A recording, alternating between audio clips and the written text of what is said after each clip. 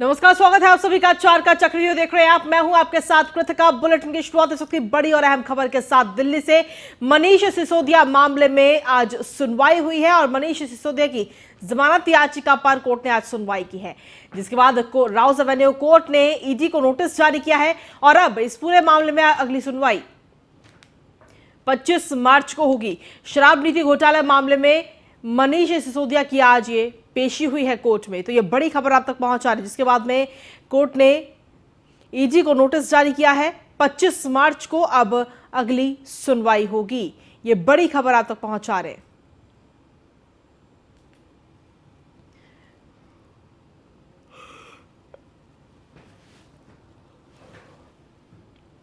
तो इस वक्त की बड़ी खबर आप तक पहुंचा रहे हैं। मनीष सिसोदिया की जमानत याचिका पर सुनवाई हुई है आज। राउज एवेन्यू कोर्ट ने ईडी को नोटिस जारी कर दिया है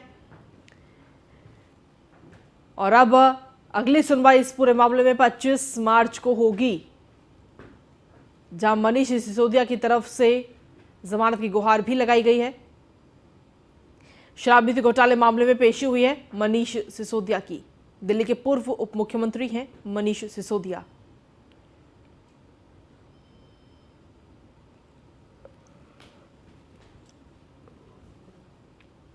अधिक जानकारी के साथ संवाददाता पीयूष तिवारी जुड़ गए। पीयूष, क्या कुछ अपडेट है आपके पास इस पूरे मामले को लेकर? आज ये सुनवाई हुई है और अब अगली सुनवाई 25 मार्च को होगी।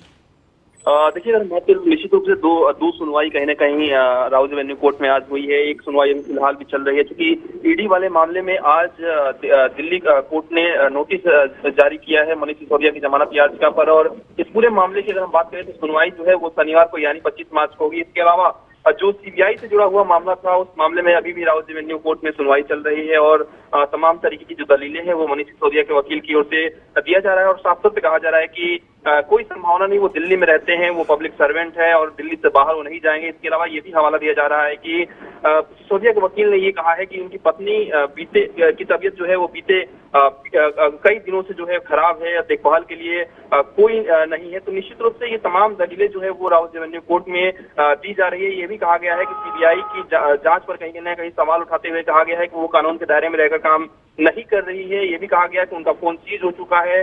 अन्य फोन सेट को लेकर हम जवाब दे चुके हैं, यानी मनीष सिसोदिया की ओर से राउज एवेन्यू कोर्ट में जवाब दिया जा चुका है। हालांकि सीबीआई लगातार जो जमानत है उसकी अगर हम बात करें विरोध कर रही है और फिर से कहीं ना कहीं अगर हम बात करें तो तमाम तरीके की जो बातें हैं वो कही जा रही है। वहीं मनीष सिसोदिया के वकीलों का कहना है कि उन्हें जमानत दी जानी चाहिए। इसके अलावा ये भी कहा जा रहा है कि वो गवाहों को प्रभावित नहीं करेंगे और ना ही करते हैं, क्योंकि जब भी उन्हें बुलाया गया है तब वो कहीं ना कहीं जांच में उन्होंने सहयोग किया है। तो अभी भी जो सीबीआई वाले मामले में अभी भी राउज एवेन्यू कोर्ट में जो सुनवाई है वो चल रही है। तमाम अलग अलग केसेस का हवाला भी कहीं ना कहीं यहाँ पे दिया जा रहा है। इसके अलावा अगर हम बात करें तो ये भी कहा जा रहा है कि वो सरकार में एक वरिष्ठ मंत्री रहे हैं, उनके देश छोड़ने का सवाल ही नहीं है। ऐसे में अदालत को जमानत पर विचार करने की जरूरत है। ये दलील अभी भी राउज एवेन्यू कोर्ट में कहीं ना कहीं दी जा रही है। हालांकि सीबीआई ने साफ तौर पे ये भी कहा है कि 14 से 17 मार्च के बीच साउथ की ग्रुप की बात करें, वो दिल्ली आया, ओबराय होटल में ठहरा हुआ था, कई कॉन्फ्रेंस रूम बुक कर लिया गया था। इसके अलावा ये भी कहा गया कि जो बिल है करीब 36 पेज का जो बिल है उसका प्रिंट आउट हमारे पास है। ये सीबीआई अपनी दलील दे रही है। तो निश्चित रूप से अभी भी जो सुनवाई है वो राउज एवेन्यू कोर्ट में चल रही है। सीबीआई वाले मामले में देखना होगा कि जब दोनों तरफ से दलीलें सुनने के बाद जो राउज एवेन्यू कोर्ट है वो क्या कुछ अपना फैसला इस पूरे मामले में देता है। अब पीयूष, जिस तरीके से कोर्ट ने ईडी को भी नोटिस जारी किया है, आखिर उस नोटिस के पीछे क्या वजह बताई जा रही है? देखिए, अगर हम बात करें तो चूंकि मनीष सिसोदिया की ओर से जब भी ईडी वाले मामले में जब भी सुनवाई हुई है, जब भी दलीलें दी गई है, तो आप देखिए पिछली बार जब राउज एवेन्यू कोर्ट में सुनवाई हुई थी तो ये कहा गया था कि 7 दिनों में सिर्फ कहीं ना कहीं 11 घंटे ईडी ने पूछताछ की है। और सबसे बड़ी बात है कि ये कहा गया कि अलग अलग कमरों में बैठाया जा रहा है, अलग अलग कमरों में बैठाया जा रहा है और पूछताछ कम हो रही है। इसके अलावा ये भी तर्क दिया जा रहा है कि कई दिन हो गए हैं, कई दिनों से रिमांड पर हूँ। ऐसे में सवालात कितने हैं जांच एजेंसियों के पास, चाहे सीबीआई की बात करें या ईडी की बात करें, तो निश्चित रूप से इसी प्रकरण में राउज एवेन्यू कोर्ट ने कहीं ना कहीं नोटिस दिया होगा। जी चलिए, ठीक है पीयूष, आप लगातार बने रहिए, आगे भी अपडेट्स आपसे लेंगे और खबरों पर। और चार के चक्रव्यूह में अब अगली महत्वपूर्ण खबर है दिल्ली से ही, जहां पर गुजरात के सांसदों के साथ प्रधानमंत्री नरेंद्र मोदी की बैठक है। शाम 6:30 बजे पीएम आवास पर यह अहम बैठक होगी। गुजरात के सभी सांसदों की प्रधानमंत्री नरेंद्र मोदी के साथ ये बैठक है। इस बैठक में अमित शाह, राष्ट्रीय अध्यक्ष जेपी नड्डा भी मौजूद रहेंगे। केंद्रीय गृह मंत्री अमित शाह भी मौजूद रहेंगे इस बैठक में। गुजरात बीजेपी अध्यक्ष सीआर पाटिल भी इस बैठक में मौजूद रहेंगे। तो काफी अहम और खास इस बैठक को बताया जा रहा है, जिसमें गुजरात के सभी सांसद इस बैठक में मौजूद रहेंगे। प्रधानमंत्री के आवास पर यह बैठक होगी और साथ ही आपको बता दें कि इस बैठक में प्रधानमंत्री नरेंद्र मोदी भी मौजूद रहेंगे, केंद्रीय गृह मंत्री अमित शाह मौजूद रहेंगे, जेपी नड्डा मौजूद रहेंगी। शाम 6:30 बजे का वक्त जब ये बैठक होगी।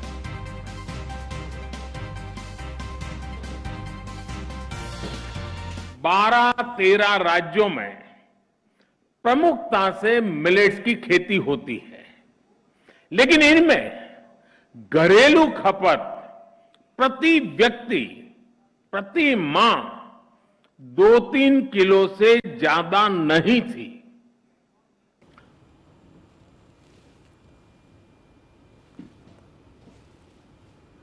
और अगली खबर नोएडा से, जहां पर बैंकों से लोन और नौकरी दिलाने के नाम पर चल रहे फर्जी कॉल सेंटर का खुलासा हुआ है। बिरला ग्रुप और बिरला फाइनेंस में नौकरी दिलाने के नाम पर ठगी का ये पूरा मामला सामने आया, जहां पुलिस ने कॉल सेंटर के मास्टरमाइंड समेत 6 लोगों को गिरफ्तार किया है। स्वास्थ्य से जुड़े चूर्ण को बेचकर ठगी करते थे ये सभी लोग, और एक चूर्ण के डिब्बे में 3 से 6 हजार रुपए में बेचा करते थे ठग। चूर्ण की आड़ में डाटा लेकर नौकरी दिलाने के नाम पर ठगी करते थे।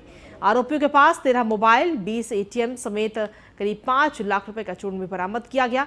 नोएडा के सेक्टर 63 थाना पुलिस ने ये बड़ी कार्रवाई करते हुए इन सभी को गिरफ्तार किया है। लोन दिलाने और नौकरी लगवाने के नाम पर एक बड़े नेक्सस का भंडाफोड़ किया है नोएडा सेक्टर 63 पुलिस ने। हमारे साथ हैं DCP central Rambadan Singh. Sir, किस तरीके से पुलिस ने इस गैंग का खुलासा किया है?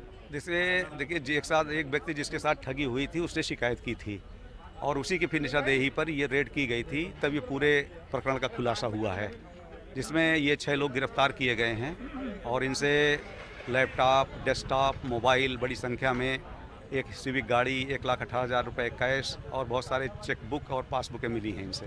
सर, किस तरीके से लोगों को ये झांसे में लेते थे और किस तरीके से लोगों की जो डिटेल है, जो लिस्ट है, वो कैसे आती थी इनके पास? देखिए, इसका जो मास्टरमाइंड है वो LIC में पहले विकास काम कर चुका है और इन्हें पता है कि सबसे समाज में इस समय सेंसिटिव पॉइंट क्या चल रहे हैं। तो ये गठिया का चूरन बेचने से लेते थे, वहाँ से इनको मोबाइल सीरीज मिलती थी, उनका अकाउंट नंबर मिल जाता था, फिर उन्हीं से लगातार बात करते थे उसी सीरीज में और लोग पूछते थे कि जॉब की आवश्यकता हो या लोन की आवश्यकता हो। तो आप जानते हैं कि हर कोई सोचता है कि किसी से पैसा मिलता नहीं तो सोचता है लोन लेकर के मैं अपना कारोबार शुरू करूं, और बस इसी चक्कर में इनके पास आ जाता था। तो लोन तो मिलना दूर रहा, वो अपना भी पूंजी इसमें गंवा देता था। अगर देखा जाए सर, अब तक कितने लोगों को ठग चुके होंगे? देखिए, ये तो सैकड़ों लोगों को ठग चुके हैं। एग्जैक्ट संख्या तो अभी जब पूरा डिटेल मिल जाएगा तब पता चल पाएगा। कब से ये इस तरीके का जो नेक्सस है सक्रिय था?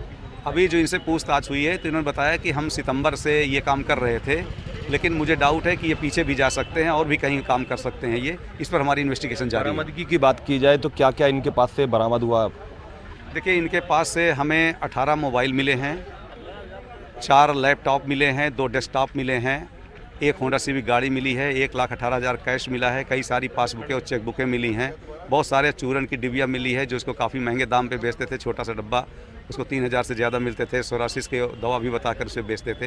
ये सारा का सारा रिकवर हुआ है। बहुत बहुत शुक्रिया। ये थे डीसीपी सेंट्रल रामबदन सिंह, जिनका साफ कहना है एक चूरन बेचने के नाम पर एक बड़े नेक्सस का भंडाफोड़ किया, जहां लोन दिलाने के नाम पर, नौकरी लगाने के नाम पर लगातार लोगों को ठगते थे। अभी जो देखा जा रहा है, सैकड़ों की संख्या में लोगों को अपना निशाना बना चुके हैं। भोले वाले इंसानों को, लोगों को जो है झांसे में लेकर उनसे लोन दिलाने के नाम पर और नौकरी लगवाने के नाम पर लोगों को ठग रहे थे। और कहीं ना कहीं इस गैंग का भंडाफोड़ किया है सेक्टर 63 पुलिस ने। अब देखने वाली ये भी बात होगी कि जो इस गैंग के, जो नेक्सस के जो मास्टरमाइंड है समेत 6 लोगों को नोएडा पुलिस ने गिरफ्तार किया है। जर्नलिस्ट राम के साथ Milne Sharma, news 1 India, Noida. और अगली महत्वपूर्ण खबर है गोंडा से। सीएम योगी आदित्यनाथ की समीक्षा बैठक अब खत्म हो चुकी है। विकास भवन में मंडल की समीक्षा कर रहे थे मुख्यमंत्री योगी आदित्यनाथ। अब से कुछ ही देर में निर्माणाधीन मेडिकल कॉलेज का निरीक्षण करते हुए मुख्यमंत्री नजर आएंगे, जिसके बाद में बलरामपुर के लिए मुख्यमंत्री रवाना होंगे। बलरामपुर में सीएम योगी आदित्यनाथ आज रात्रि विश्राम भी करेंगे। तो ये बड़ी खबर आप तक पहुंचा रहे हैं। तो ये जो समीक्षा बैठक थी, फिलहाल समीक्षा बैठक खत्म हो चुकी है। सीएम योगी आदित्यनाथ ये समीक्षा बैठक लेते हुए नजर आए थे और फिलहाल ये समीक्षा बैठक अब खत्म हो चुकी है। विकास भवन में मंडल की समीक्षा कर रहे थे मुख्यमंत्री योगी आदित्यनाथ। अब से कुछ ही देर में निर्माणाधीन मेडिकल कॉलेज का निरीक्षण करते हुए मुख्यमंत्री योगी आदित्यनाथ नजर आएंगे और कुछ देर बाद बलरामपुर के लिए वो रवाना होंगे। बलरामपुर में मुख्यमंत्री योगी आदित्यनाथ रात्रि विश्राम भी करेंगे।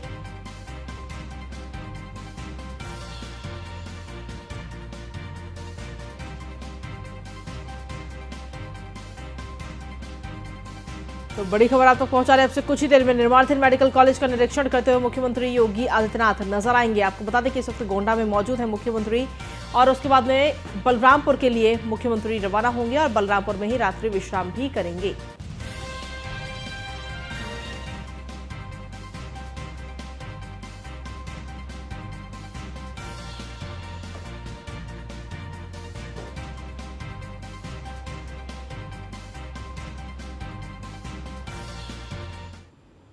और अगली खबर है हाथरस से, जहां आगरा अलीगढ़ नेशनल हाईवे पर भीषण सड़क हादसा सामने आया, जहां तेज रफ्तार रोडवेज बस और ई रिक्शा की टक्कर में 5 लोगों की मौत हो गई। साथ ही 4 लोग गंभीर रूप से घायल बताए जा रहे हैं। एक्सीडेंट की सूचना पर पहुंची पुलिस ने सभी घायलों को उपचार के लिए जिला अस्पताल भेज दिया है, जहां डॉक्टरों ने गंभीर घायलों को अलीगढ़ मेडिकल कॉलेज रेफर किया है। ई रिक्शे में करीब 9 लोग सवार थे, तभी सड़क पार करते समय रोडवेज बस ने टक्कर मार दी।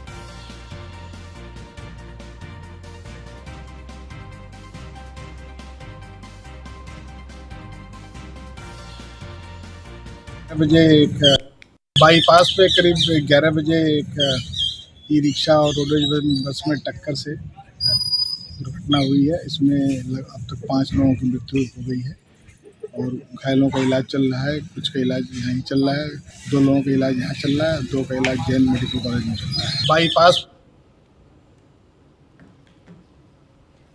तो आपको बता दें कि ये पूरा हादसा आज सामने आया हाथरस से, जहां एक ई रिक्शे में जोरदार टक्कर मार दी एक रोडवेज बस ने। इस हादसे में 5 लोगों की मौके पर मौत हो गई है। रोडवेज बस और ई रिक्शा का ये भीषण टक्कर हुई है। हादसे में 5 लोगों की मौत हो गई और 4 की हालत गंभीर बताई जा रही है। अधिक जानकारी के साथ संवाददाता शुभम गुप्ता जुड़ गए फोन लाइन पर। शुभम, क्या कुछ अपडेट है आपके पास? शुभम, आवाज मिल रही है आपको? जी बिल्कुल, आपको बता दूं हाथरस के थाना चंदवा क्षेत्र के कपूरा का ये पूरा मामला बताया गया है। यहाँ एक रोडवेज बस ने एक रिक्शे में टक्कर मारी है, जिसमें हादसे में 5 लोगों की मौत हो गई है और 4 लोग घायल बताए जा रहे हैं। जी आपको बता दें कि हादसा इतना तेज था कि जैसे ही हादसे की आवाज से चारों ओर चीख पुकार मच गई और जिला अधिकारी अर्चना वर्मा, पुलिस अधीक्षक डीवीएस पांडे सहित पूरा प्रशासनिक अमला जिला अस्पताल आ पहुंचा और घायलों को इलाज के लिए पूरा सीएमओ और सारे विभाग के लोग लगे रहे। जी ठीक है, शुक्रिया तमाम जानकारी देने के लिए शुभम। उत्तर प्रदेश के परिवहन मंत्री दयाशंकर सिंह ने न्यूज 1 इंडिया से खास बातचीत की और इस दौरान उन्होंने कहा कि डग्गामार बसों पर लगातार कार्रवाई की जा रही है और उन रूटों पर चिन्हित कर विकल्प तलाशे जा रहे हैं। साथ ही विभाग के पदाधिकारियों को निर्देश दिए गए हैं कि डग्गामार बसों को जल्द से जल्द बाहर किया जाए। आगे और क्या कुछ कहा उन्होंने, आपको दिखाते हैं। उत्तर प्रदेश परिवहन निगम लगातार डग्गामार बसों पे कार्रवाई करती जा रही है, पर कहीं ना कहीं उसका सिंडिकेट को तोड़ने में असफल रही है। हम बात करने के लिए मौजूद हैं खुद परिवहन मंत्री दयाशंकर सिंह जी। दयाशंकर जी, बहुत बहुत स्वागत है न्यूज़ इंडिया पे। लगातार हम देख रहे हैं कि आपकी तरफ से कार्रवाई होती, पर उनका जो सिंडिकेट है हमने देखा है, चाहे आप लखनऊ की बात कर लें, चाहे पूर्वांचल की बात कर लें, चाहे दिल्ली की तरफ जाने वाले बात करें, एक कहीं उनका नेक्सस है, उसको भी आप लोग शायद नहीं तोड़ पा रहे हैं। देखिए क्या है कि जो नियमों में इस तरह की व्यवस्था दी गई है कि वो नेशनल परमिट पर वो चलते हैं और भाई उनकी रजिस्ट्रेशन सही रहता है, उनका इंश्योरेंस सही रहता है। वो केवल हमारे जो यात्री नियम है उसका उल्लंघन करते हैं, वो कि वो एक जगह से दूसरे जगह तक के पैसेंजर ले जा सकते हैं, लेकिन करते क्या है कि वो रास्ते में उतार देते हैं, रास्ते में उठाते हैं। ये उनके नियम के विरुद्ध है। ये तो उस पर हम कार्रवाई करते हैं, लेकिन दिक्कत आती है तब जब उसमें जो पैसेंजर होते हैं उन पैसेंजर को हम जब गाड़ी सीज करते हैं तो पैसेंजर को व्यवस्था है कि हमको उनको उनके गंतव्य तक पहुंचाएं, जिसके कारण हम गाड़ी को सीज नहीं कर पाते हैं। हम गाड़ी को कई जगहों पर चालान कर देते हैं। और इसलिए हम उस पर एक नियम बना रहे हैं कि जो 3 बार से ज़्यादा चालान जिस गाड़ी की हो जाएगी उसका हम जो है रजिस्ट्रेशन निरस्त कर देंगे। परिवहन निगम के अधिकारियों से मैंने कहा है कि पहले आप विकल्प दीजिए, और जब विकल्प मिल जाएगा तो हम इनकी गाड़ी को रोक देंगे, सीज कर देंगे। कुछ स्टेटों से हमारे जो है समझौता है, करीब 9 स्टेट में हमारी गाड़ियां जाती हैं और उनकी गाड़ियां मेरे यहाँ आती हैं। तो अभी और उसको हम बढ़ाने के निर्देश दिए हैं कि और स्टेटों से भी हम लोग MOU करें, वहाँ भी हमारी गाड़ी जाए। स्लीपर बस जो है और आवश्यकता है। हमने अभी PPP मॉडल पे अनुबंधित जो है हम गाड़ियां कर रहे हैं, अनुबंधित हो जाएंगी तो फिर मैं इस पर कार्रवाई करूंगा। एक देखा गया कि नंबर प्लेट्स को लेकर अब बड़ी जागरूकता चल रही है कि जो हाई सिक्योरिटी नंबर प्लेट्स हैं, आज फिर से एक आप लोग का आदेश आया है कि जो हिंदी में नंबर प्लेट्स चलती थी उनको भी अब उनके ऊपर चालान किया जाएगा और हाई सिक्योरिटी नंबर प्लेट कर लिया जाएगा। तबकि जो डिस्टेंस है, जो मांग है, क्योंकि एकदम से बढ़ गई है, तो कहीं ना कहीं जो रजिस्ट्रेशन प्रोसेस है वो ढीला हुआ है, तो इसमें कोई राहत देने की अभी आप लोग की उम्मीद है? ये सही है कि जब हाई सिक्योरिटी नंबर पर जांच बढ़ी है तो हम लोग के उसके लिए उसकी प्लेट की डिमांड बढ़ी, और डिमांड बढ़ी तो मुझे शिकायत आई कि ये लोग उससे ज़्यादा कंज्यूमर से ज़्यादा पैसा ले रहे हैं। अधिकारियों को सख्त निर्देश दिया हूँ कि जब ये होगा उससे काम उनको हटा करके, इस तरह का मैं कभी बर्दाश्त नहीं करूँगा कि हमारे कस्टमर के साथ किसी तरह का ज्यादती हो। कल से देवी माँ के नवरात्र शुरू हो रहे हैं, परसों से रमज़ान शुरू हो रहे हैं। धार्मिक स्थलों पे जाने के लिए कोई परिवहन विभाग की तरफ से कोई अपनी तरफ से आप चालू करेंगे? देखिए, कोई भी जब पर्व त्यौहार होता है तो हमारे परिवहन निगम इसके लिए विशेष इंतजाम करता है। जहाँ जहाँ जैसे माँ विंध्यवासिनी का मंदिर है, अपने देवी पाटन का मंदिर है, जो जहाँ ज़्यादा श्रद्धालुओं को जाने का रहता है, उसके लिए हम लोग पहले से विशेष व्यवस्था किए रहते हैं। तो ये दयाशंकर सिंह जी बताया था कि सबसे इम्पोर्टेंट होता है हमारे लिए जो आम जनता है, जिनकी सुविधा के लिए परिवहन निगम लगातार लगा रहता है, 24/7 लगा रहता है, उन्हीं की देखा गया है। और डग्गा मार बसों पे कार्रवाई होगी, अगर वो नहीं समझेंगे तो उनकी बसें सीज की जाएंगी, साथ ही साथ नंबर प्लेट के लिए सहूलियतें दी जाएंगी। और सब चलिए खबरों में आगे बढ़ेंगे। अगली खबर है संभल से, जहां दबंगों के हौसले काफी बुलंद है। दबंगों से परेशान एक परिवार ने घर पर मकान बिकाऊ है के पोस्टर लगा दिए हैं, जिससे इलाके में हड़कंप मच गया। ये पूरा मामला जुनावई थाना इलाके के मेघरा गांव का है, जहां बीते 8 फरवरी को दबंगों ने शिक्षा मित्र संजीव शर्मा और उनकी पत्नी भुवनेश के सिर पर लाठियों से ताबड़तोड़ हमला कर दंपति को घायल कर दिया था, जिसके बाद घायल दंपति को गंभीर हाल में इलाज के लिए ले जाया गया, जहां दोनों का अभी भी इलाज चल रहा है। वहीं मामले में शिक्षा मित्र के भाई ने रिपोर्ट दर्ज कराई थी, लेकिन आरोप है कि पुलिस इस मामले में कोई कार्रवाई नहीं कर रही। पीड़ित परिवार के मकान बिकाऊ के बोर्ड लगाए हुए जाने के बाद जिले के अपर पुलिस अधीक्षक श्रीश चंद्र ने बताया कि जुनावई थाना इलाके के गांव मेघरा में 2 पक्षों के बीच जमीन विवाद को लेकर वाद दायर किया गया है। इस मामले में एक पक्ष द्वारा दूसरे पक्ष के साथ मारपीट की गई थी, जिसमें थाने में मुकदमा दर्ज कर दूसरे पक्ष के 2 आरोपियों को जेल भेजा गया है।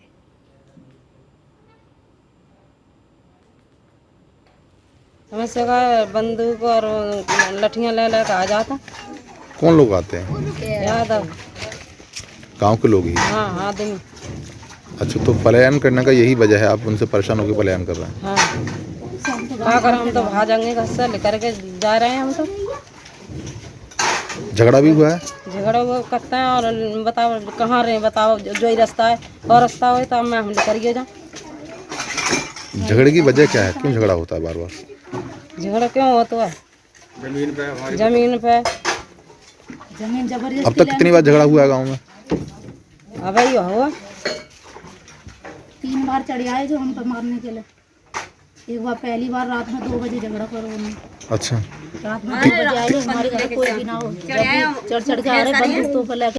समस्या ये है कि हमारे संजीव शर्मा मेरे भाई और भाभी भुवनेश शर्मा के लिए बहुत ज़्यादा पीटा, और इतनी बेरहमी से अपने दरवाजे पर गांव घुसते ही भगवान सिंह पुत्र नेकराम, बिजनेस पुत्र मोहकम, राजवीर पुत्र हुकुम सिंह, इन लोगों ने मारा, और अजयपाल पुत्र सरदार, इन्हें बहुत बुरी रहमी से मारा। इस मारे यहाँ से जाना ही चाह रहे हैं बिल्कुल, और ये रहने देंगे ही नहीं, परेशान है बहुत जाना। और यही रास्ता है, रास्ते पे निकलने। भाई कहाँ हैं आपके इस समय? भाई अलीगढ़ हैं, उनका ट्रीटमेंट चल रहा है, अभी बिल्कुल सही नहीं है। विवाद कब हुआ, कितने दिन हो गए? अरे 8 तारीख की ये बात है। थाना जनोही के ग्राम मेगरा में दो पक्षों में भूमि विवाद को लेकर परस्पर वाद दायर किया गया है। इस प्रकरण में एक पक्ष द्वारा दूसरे पक्ष में के साथ मारपीट की गई। इस संदर्भ में थाने पर अभियोग पंजीकृत किया गया, साथ ही 2 अभियुक्तों को गिरफ्तार करके जेल भेजा गया है। प्रकरण में पलायन जैसी कोई भी बात स्पष्ट नहीं हुई है, फिर भी गहराई से छानबीन की जा रही है। शीघ्र ही प्रकरण में अग्रिम विधि कार्रवाई की जाएगी। और इसी के साथ फिलहाल मेरे साथ 4 के चक्रव्यूह में इतना ही। बाकी तमाम खबरों के लिए बने रहिए न्यूज़ 1 इंडिया के साथ।